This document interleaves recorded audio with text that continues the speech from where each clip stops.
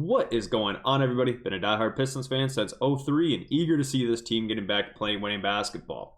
The Detroit Pistons are back again playing tonight against the defending champions and probably the best team in basketball, the Boston Celtics. In this video, we're going to go through three things that I'll be observing and looking for on the court tonight, talk about what I think the ticket to win will be, and then just give you some general thoughts and overview on the game as a whole. So, of course, the Pistons did lose last night to the Cleveland Cavaliers.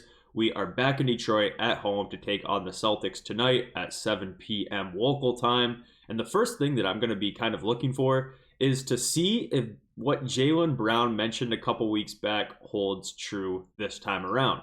If you guys did miss it, a couple weeks ago, Jaylen Brown in a media day interview mentioned how when they play teams like the Pistons, and he stated them explicitly, they like to run through Peyton Pritchard and Sam Hauser and some of their bench players. I think that it's still really early in the year, so maybe a little bit less of that than if it was like randomly game 57 of the season.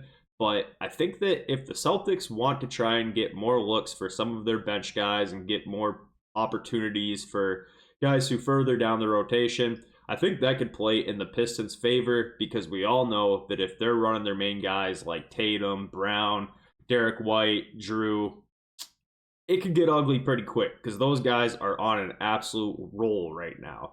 So far, the Celtics have played 2 games this season. Both of them were 20-point plus victories.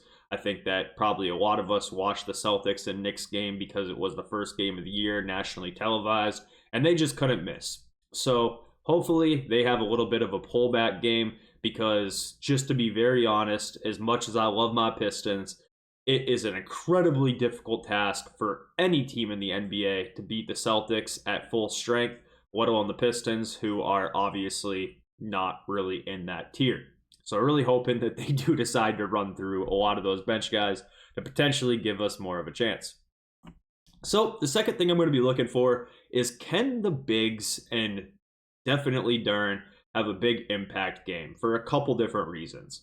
Number one, just to be point blank, I haven't been too impressed with either of the bigs on the team, Stewart or Duren, through 2 games so far. I don't think either of them have played particularly well. Not that I'm worried about that long term or anything, just being honest. I think anyone who watched the game last night could tell you that Duren and Stewart were both struggling quite a bit. They both were in foul trouble, both finished the game with 5 fouls. Neither of them were able to really stop the pick and rolls too often. I think Stewart had a couple blocks, but realistically, Jared Allen was kind of getting what he wanted in those actions. So would love to see either of the bigs or both of the bigs that have been getting minutes in Stewart and Duren have kind of a turnaround game and make a big impact.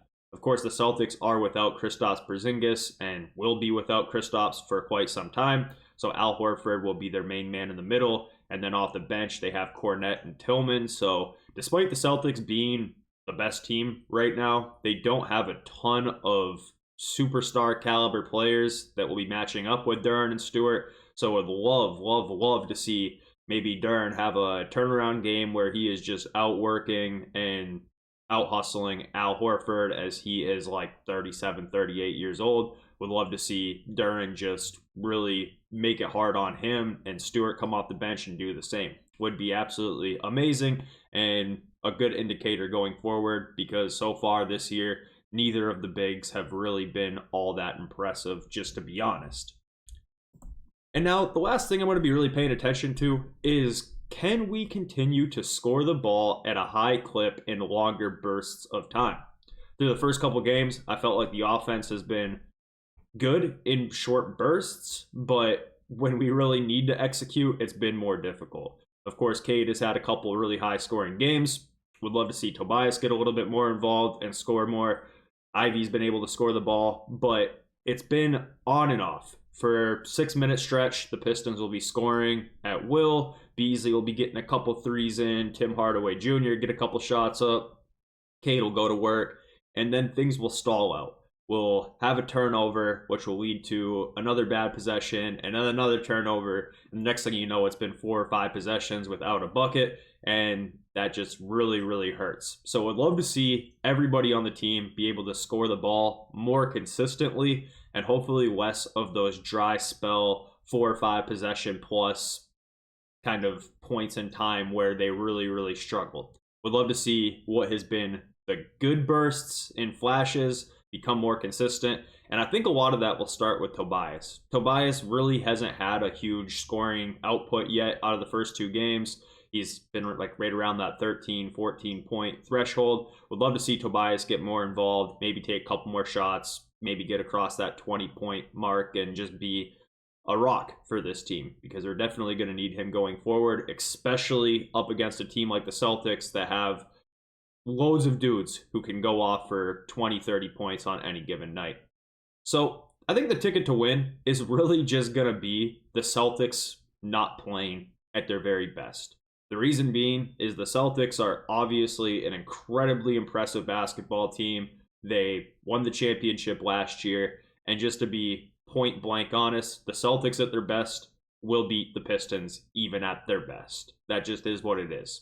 So I think the ticket to win, is uninteresting as it is, it's just going to be a down game for the Celtics and the Pistons playing above average and taking what they've done well in short bursts against the Pacers and Cavs and stretching out those bursts to make them longer and become more consistent with it on both sides of the ball.